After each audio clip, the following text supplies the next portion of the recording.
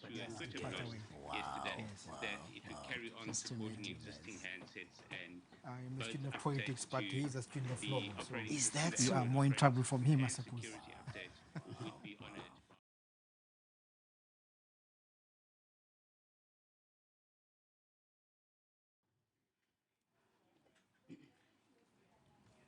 Lucky, are you communicating with? Yeah, go ahead.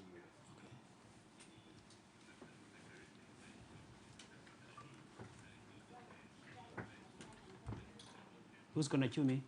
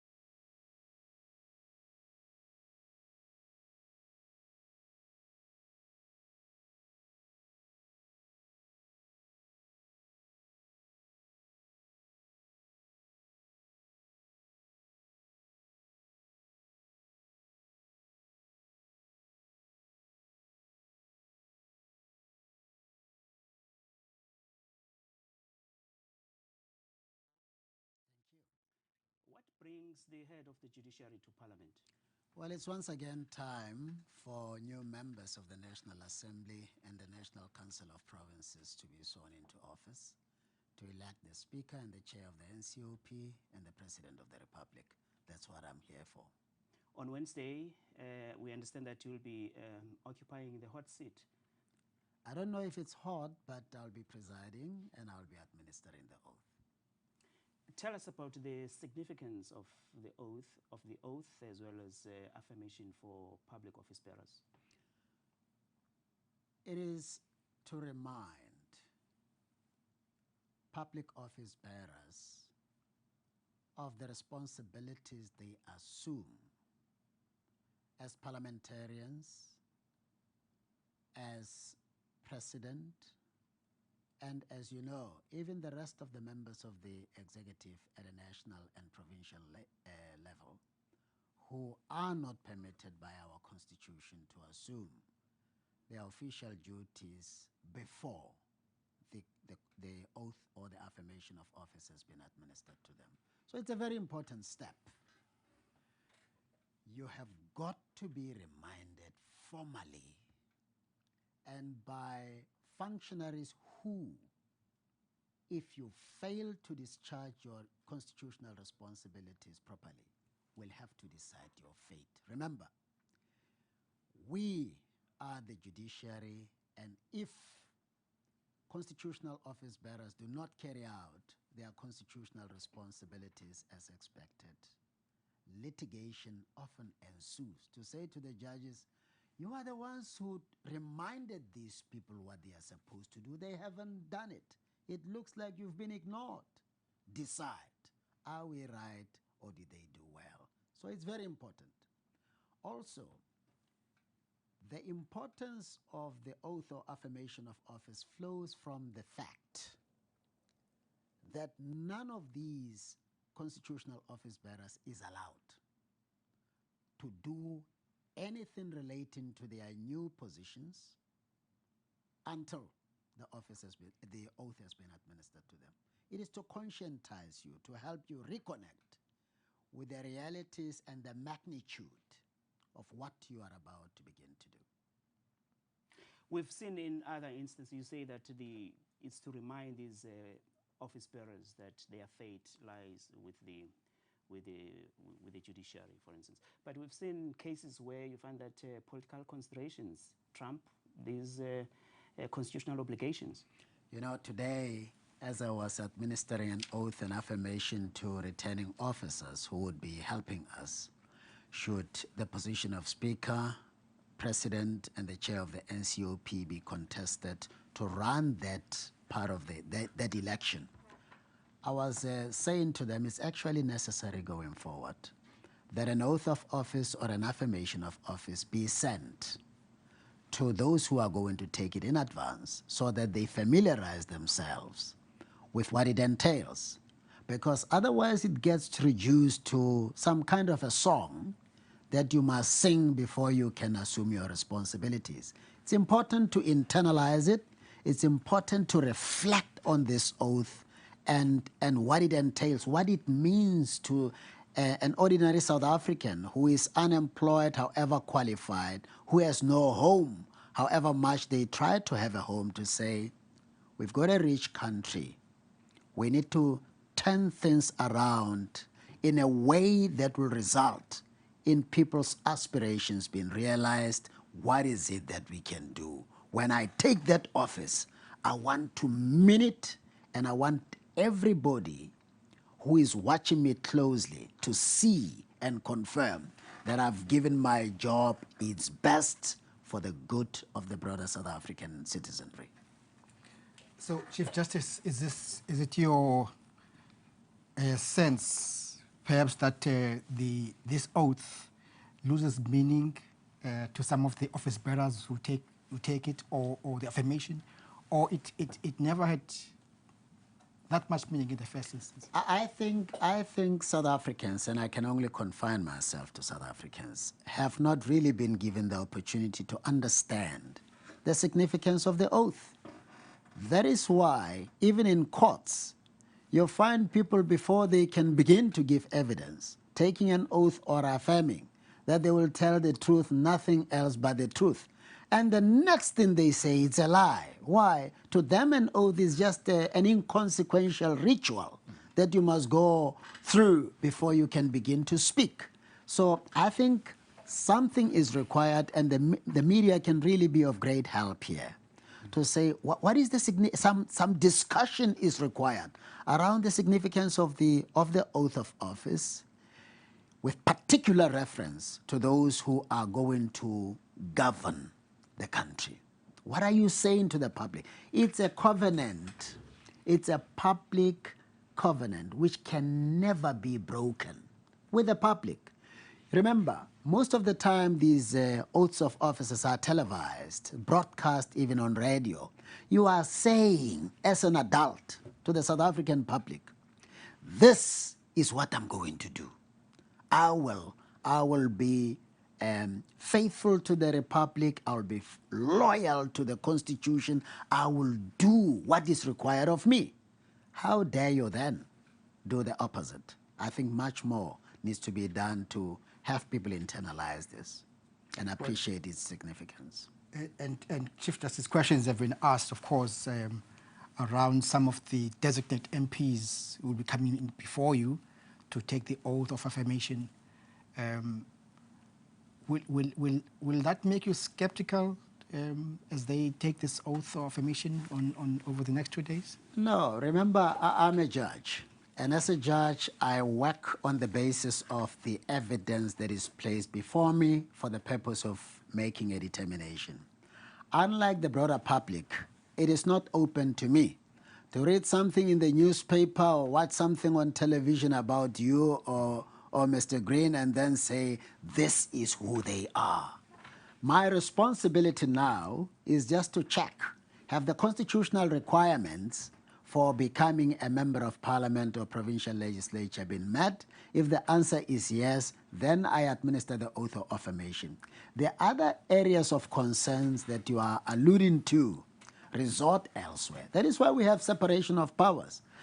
There's division of labor in every sphere of life, particularly in the state. There are those, there is what political parties must do, there is what the executive must do, there is what parliament must do, and I dare not overreach and try to do what ought properly to be done by them in circumstances where there is not even a dispute presented before me as a judge to pronounce myself upon.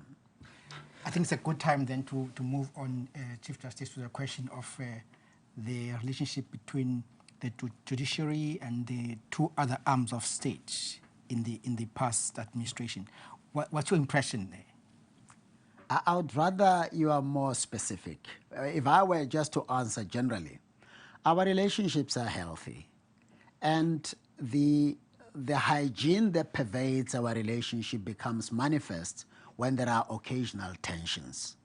When there is never any semblance of tension, especially between the judiciary and the executive and the legislature, you must know somebody is not doing their work. There is bound to be acceptable tension between the three arms. Occasionally we do have that kind of tension. I think it speaks well of the vibrancy of our constitutional democracy. Chief Justice, during the fifth administrations, there were allegations of judicial overreach, this constitutionally impermissible intrusion of the judiciary into the exclusive domain of Parliament. Do you think those allegations were justified? Well, I think at the level and the size at which they were raised, they were not. But they were understandable in this one sense. Whenever the shoe pinches, whoever it pinches must produce some noise. So it's acceptable that people would be, it's understandable rather, that people would be concerned and be highly critical when something unfavorable to them is being done.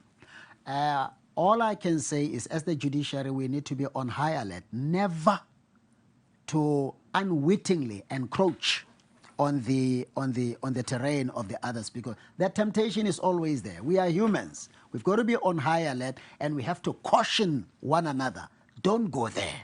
It's our responsibility. But broadly speaking, we confine ourselves to our space. But it would seem to me that even the members of our apex court, the Constitutional Court, have differences of opinion on this issue. Of course. I'm reminded of another judgment where, for instance, you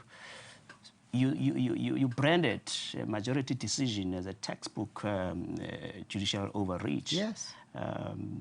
So if you, as members of the apex court, have got differences of opinion on this issue, how do you think we as ordinary people are going to accept if you have not overreached? That's how transparent we are. We don't cover up. When any one of us thinks that another is doing something wrong, we say it. We even reduce it to writing. And that's how it should be. That where you find the judiciary never disagreeing, even sharply, with one another, you must get worried. Because it begins to look like there is what Afrikaners call some swearing, like there's some conspiracy. We've got to be very robust and very vocal about our concerns, not only about others, but even about ourselves. We can't pretend that we are happy in circumstances where we are not. And that, by the way, is what you would see for instance, at the level of the U.S. Supreme Court. They are open. They are very vocal whenever there are disagreements between them. It's healthy. The Constitution, it seems to me, enjoins the legislature, Parliament, to exercise oversight over the executive. In other words, to call them to account. But it would seem that if any, the recent events, anything to go by, Parliament has failed in that regard. And again, if you read some of the judgments from your court, the Constitutional Court, it seems that Parliament hasn't exercised oversight role effectively. Well, there are instances where, given a chance to pronounce ourselves on the issues, we have said so. I'm not able to generalize because as a judge, I can only deal with that issue on the basis of matters that were brought to our attention and we were called upon after reflecting on the material, the evidence before us and the law to decide. So there are instances where that has been the case, and happily, ever since those judgments came from us, there was quite an impressive move towards ensuring that accountability obtains at the level of Parliament. What's your expectation then, Chief Justice, of this incoming sixth Parliament, and indeed the next executive? I'm hopeful that having gone through 25 years, which is not a short period by any standard, parliamentarians and members of the executive at both national and provincial level will really pause from time to time and reflect on many missed opportunities, accept that we are not a poor country. We are a well-endowed country in terms of minerals and the fertility of the soil and the people, the infrastructure as well, and decide to make a radical paradigm shift designed to take us to where we should have been by now, but take us there in a shorter period of time, to cover more ground in 5 years than we were able to in 12 or even 25 years. Mm-hmm. Now, do you share the public calls for a leaner executive this time around? And if so, can you elaborate? Well, as a South African citizen, I think so. I've looked at a few jurisdictions like the United States of America. To the best of my recollection, they have 15 ministers there. The US actually started with 7 ministers. So I think the possibility looms large to reduce cabinet and still be effective. I think there are a number of departments that you can comfortably, merge into one and still be effective. But of critical importance is this: never appoint anybody to a position of responsibility who does not have the capacity to do the job. Because everybody must be appointed to a position of responsibility to do something on behalf of the South African public. But if you're not satisfied that this person has what it takes to carry out the responsibilities that go with the position, never appoint them. That way, we'll be able to achieve a lot much faster. On the issue of budgetary expenditure, Chief Justice, Yes. I think it will be remiss of us Yes. not to ask this question to you. Yes. You might have seen weekend reports which suggest or allege that the Office of the Chief Justice spent something in the region of 114 million Yes. on travel during the 2017-18 financial year. Yes. Your response to that? Well, I think people need to examine that report. It entails the South African Judicial Education Institute traveling. When we train judges and magistrates, they must travel. And almost every year without fail, we train over 200 magistrates. Must they not travel because somebody will write an article? What the public should be asking is this. One, we have 3 arms of the state.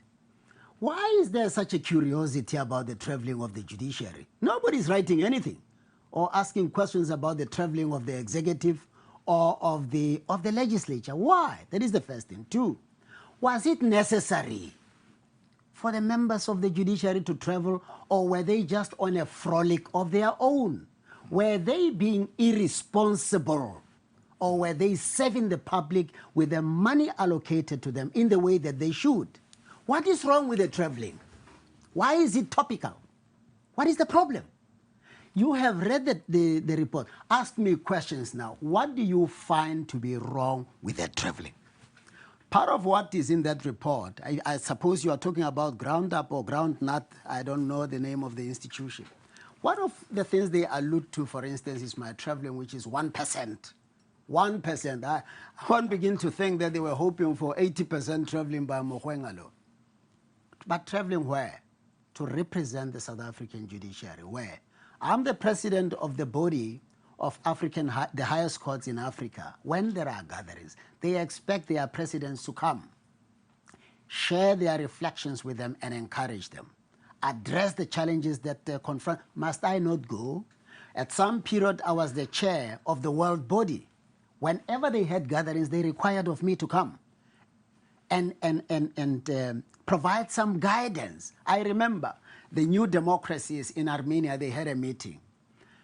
The way they spoke about the role I have played to provide guidance and to strengthen their judiciaries was just humbling. Must I not go? So here is a question, and I suspect this is not the last time you'll find people writing about traveling. What is the problem? Must we not travel when duty demands that we must travel? And again, I repeat, why is it only the judiciary that is traveling? Why are they not asking questions about the traveling of others? Well, one of the issues that were raised in that article was that, for instance, the Chief Justice, when he travels on international flights, he travels first class, and domestic flights, business class. Yes. Assuming that is true. It is true. Some people argue that is that justified in view of calls for public office bearers to tighten their belts? Which head of the arm of the state travels economy? We have 3 co-equal arms of the state: the executive, the legislature, and the judiciary. And I'm not about to play into the hands of those who want the judiciary to play second fiddle to the other arms of the state. Why do they think that others should? The executive, they even have jets to travel with. I'm not asking for any jet. Why is it unacceptable that others travel in groups of even 25 or even 50? I'm not even able to take 4 colleagues at any given time unless the trip is sponsored. What is wrong?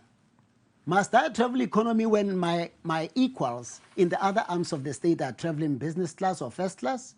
I was in a flight with a minister, deputy minister of South Africa, and another of Namibia. They were traveling first class. Why is it wrong for the head of an arm of the state to travel business class and first class? What is this about?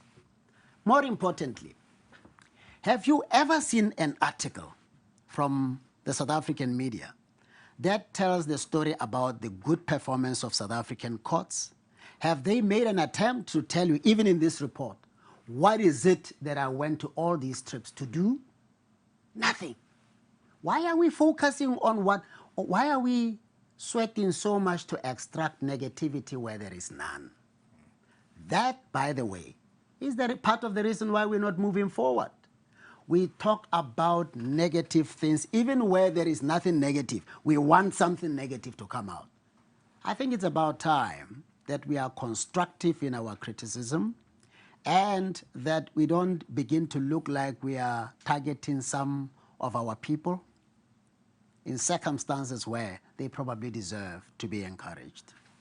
Well, again, let me ask this question. Some media, reports have asked you, maybe in your retirement, would you consider to run for president of South Africa? Hey, I was hoping that nobody would ever ask me that question. It's a very difficult one. Let me put it this way. If at any stage in my life, people think that there is any role I can play for the good of the South African public, I'll reflect on it, and when I think that I can make a difference, I will readily accept that responsibility. But then lastly, on this issue, it seems to me that at national level, independents, are not allowed to run for office as things stand, pending the determination by the courts or parliament. That will mean that you'll have to join a political party. I can only reiterate my answer. If at any given stage, and in circumstances where it is possible to assume whatever responsibility I'm called upon to assume, and I have reflected and I'm satisfied that it's not just a question of occupying the position to be respected or to enjoy myself, but that I would be a difference maker, I will assume that responsibility, whatever it is. As we wrap up our conversation, Chief Justice, you'll be presiding over the first sitting of the National Assembly and the National Council of Provinces on Thursday. Given the raucous nature of these sittings, as a jurist, should things become rowdy, will you be able to call members of Parliament or of the National Assembly to order? They will never get rowdy. Things will become, and I've dealt with different types of people, and most of these people who are here, by the way, I serve with them in other structures like the Judicial Service Commission. I believe that it will be a very, very constructive and meaningful engagement to interact with people in. It's a busy week for you, Chief Justice. Yes. On Saturday, you'll be presiding over another administering of an oath of office to the new president. What's your message to the new incumbent? I think it's to wish him well. It's a very difficult office to occupy. I've had occasion to reflect deeply on that office, on what the office entails when I was writing the Nkandla judgment. It is to wish him well and to make sure that in line with his promises, nobody who lacks integrity, to his knowledge, and nobody who lacks the capacity to discharge a responsibility at a high level on behalf of the South African public, to his knowledge, gets to be appointed. It's time for excellence. It is time for the diligent ones and people who uphold ethical standards to be appointed to these positions, so that even as we travel, we can be proud as South Africans that we have a government that we can proudly tell the public or the nations of the world about. Right. We thank you for your time, Chief Justice. It's my pleasure. Well, that was Chief Justice Mogoeng Mogoeng in conversation with us. From me, Vuyane Green, and my colleague, Andile Noganda, it's back to Johannesburg.